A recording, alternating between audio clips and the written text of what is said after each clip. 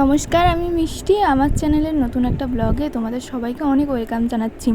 আশা করছি তোমরা সবাই ভালো আছো আর আমিও ভালো আছি। তো আমি তো অনেক আগে থেকে ব্লগ বানাতাম, আগে ডেইলি ব্লগ। তো মাঝখানে না আমি কিছু দিনের জন্য ব্লগ বানাতাম না, মানে পুরোপুরি ছেড়ে দিয়েছিলাম।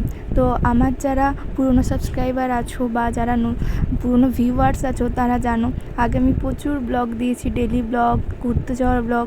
মাঝখানে কিছু প্রবলেমের জন্য পুরোপুরি ব্লগগুলো ছেড়ে দিয়েছিলাম ব্লগ বানানো। তো এখন আবার মাঝে মধ্যে রান্নার ভিডিও বানাই। তো ওই চ্যানেলটা আমার আলাদা আছে, মমস অ্যান্ড ডটার্স কিচেন। তোমরা চাইলে ওই চ্যানেলটা সাবস্ক্রাইব করে রাখতে পারো। ওই চ্যানেলে আমি শুধু রান্নার ভিডিওই ছাড়ি।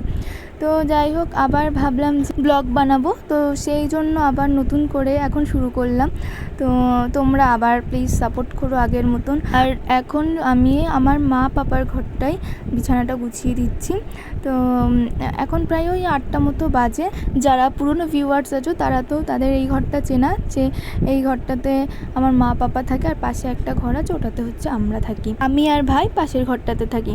তো যেহেতু এখন গরমকাল, তো ওই টিনের ঘরগুলো না খুব গরম হয়, মানে মারাত্মক গরম। দিনের বেলাতে তো থাকাই যায় না, একদম ওই সকাল 8টার থেকে এই ঘরগুলোতে থাকা যায় না। তো আমরা পাশে আর একটা টালির ঘর আছে, ওই ঘরটাতেই থাকি। তো আজকে রান্না করব মাছের তরকারি। তো মাছগুলোকে না আমি জল দিয়ে ভিজিয়ে রাখলাম, কারণ ফ্রিজে ছিল তো পুরো বরফ। তো সেই জন্য জল দিয়ে ভিজিয়ে রাখলাম। ওই মাছের বরফটা ছাড়তে ছাড়তে ততক্ষণ আমি ভাতটা বসিয়ে দিলাম, এদিকে ভাতটা হয়ে যাবে। আর আজকে রান্না করব তো মাছ, পটল দিয়ে আলু দিয়ে মাছ রান্না করব। আর সাথে মাছের ডিম আছে অল্প একটু, তো ওইটার বড়া করে মাছের ডিমের বড়ার ঝোল, মানে একসাথেই করব। আর করব হচ্ছে আজকে আলু আর বরবটি ভাজা। যেহেতু শুধু মাছের ঝোল, তো সেই জন্য মা বলেছিল যে আজকে একটু আলু বরবটি ভাজতে। সকালবেলাটাই এখন বেশিরভাগ দিনই আমি রান্নাবান্না করছি, মা এখন খুব একটা টাইম পায় না রান্নাবান্না করার। আর পটলগুলো না, কয়েকটা পটল দেখছি পাকা পাকা ভিতরে, আর কয়েকটা পটল কাঁচা। তো আমার এই পাকা পটলগুলো না খুব একটা বেশি ভালো লাগে না খেতে।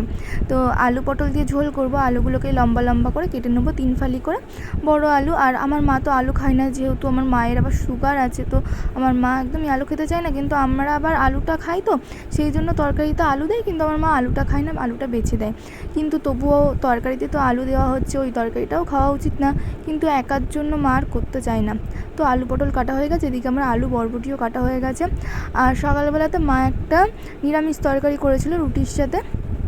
তো সেই আর কি পটল দিয়ে, কলা দিয়ে, আলু টালু দিয়ে, পেঁপে দিয়ে, সমস্ত সব কিছু দিয়ে করেছিল। তো কুটনোগুলো এখন আমি একটা পাত্রে তুলে রাখলাম, মানে ওখানে একটা কুলো রয়েছে। আর আমাদের বাড়িতে যে একজন আসে দিদা, এই হচ্ছে সবজির খোসাগুলো নিতে, তাকে দিয়ে দেবো।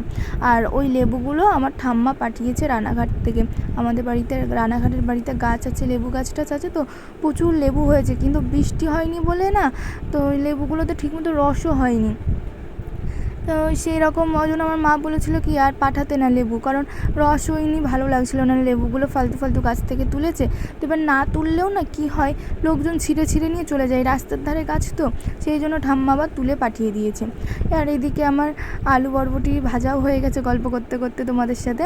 যাই হোক, আর ভাতটাও হয়ে গেছে। এই ভাতের ফ্যানটা উপর দেওয়া না আমার কাছে মনে হয় খুব কঠিন কাজ, যেহেতু পড়ে পড়ে যায় অনেক ভাত থাকলে। তো এখন তো আমরা অল্প অল্পই ভাত রান্না করছি, শুধু দুপুরবেলার মতন, কারণ রাতের বেলাতে আমরা এখন রুটি খাচ্ছি। আর সকালবেলাতে না ঠিক মতো কারোরই এখন খাওয়া দাওয়া হচ্ছে না। তো সকালবেলাতে মা রুটি করেছিল, আমি একটা রুটিই খাবো। তো আমার ভাতের ফ্যান ঝরানোও হয়ে গেছে। আর এদিকে মাছটা এখনও বরফ ছাড়ায়নি, তো ভাবলাম তাহলে সকালবেলার খাবারটা খেয়ে নিই আমি। ভাই না ঘুমাচ্ছে, পড়ে টোরে এসে ও আবার ঘুমিয়ে পড়েছে, ওর ঘুম পাচ্ছে বলে। আর আজকে সকালবেলা মা বললাম না একটা 5 মিশালি তরকারি করেছে সব সবজি টবজি দিয়ে, আর আমি একটা রুটি নিয়েছি। একটার বেশি রুটি না এখন আর খেতে ভালো লাগছে না, আর অল্প করে ভাজা নিয়েছি। এই আলু বরবটি ভাজাটা আসলে দুপুরের জন্যই করেছি। আমার ভাই না আজকে আবার সকালবেলাতে কিছু না খেয়ে আবার পড়তে চলে গেছে আরেক জায়গায়। ও আবার এই সমস্ত তরকারি খেতে পছন্দ করে না, তো ওকে বললাম তাহলে আলু বরবটি ভাজা আছে, ওটা দিয়ে তুই রুটি খেয়ে নে। ও আবার বরবটিও খায় না, তো বললাম যে তাহলে তুই আলু বরবটি ভাজার থেকে আলুগুলো বেছে বেছে একটা রুটি খেয়ে যা। তো ও বললো বাড়িতে এসে খাবে, মানে বাড়িতে এসে একবারে ভাতই খেয়ে নেবে, কারণ ওই 12টা বেজে যাবে, 12টা সাড়ে 12টা বেজে যাবে ওর আস্তে আস্তে। আর এদিকে আমি মাছের ডিমের বড়াগুলো করে নিলাম। আর আরেকদিকে আমি মাছগুলো ভাজতে বসিয়ে দিয়েছি। 3 পিস মাছ রয়েছে তো, আর অল্প করে ডিম রয়েছে। তা পাপা আর ভাইকে একটা গোটা মাছ দেবো, গোটা মাছ দেবো, আর আমি আর মা একটা মাছ থেকে দুজনে ভাগ করে খেয়ে নেবো। আর যেহেতু ডিম ডিমের বড়া করা হয়েছে, ওটা দিয়েই হয়ে যাবে। আর এদিকে আলু পটলগুলো ভাজতেও বসিয়ে দিয়েছি, আর একদিকে গরম জল করতে বসিয়ে দিয়েছি, তাহলে তাড়াতাড়ি হয়ে যাবে। দুই দিকে বসিয়ে দিয়েছি তো, বেশি কিছু দিয়ে করছি না, একদম প্লেন আদা জিরে আর লঙ্কা বাটা দিয়ে করছি। আজকের এই রান্নার ভিডিওটা না তোমরা হচ্ছে আমার ওই চ্যানেলটায় পেয়ে যাবে, মমস অ্যান্ড ডটার্স কিচেনে। তো ওই চ্যানেলটা তোমরা সাবস্ক্রাইব করে রেখো, ওই চ্যানেলটাতে আমি প্রচুর রান্নার ভিডিও ছাড়ছি। এখন রান্না বান্না কমপ্লিট, তো এখন আমি একটু গ্লুকন ডি খাবো। আর আজকের ব্লগটা তোমাদের ভালো লাগলে লাইক কমেন্ট শেয়ার করবে, যারা নতুন আছো তারা সাবস্ক্রাইব করে দিও।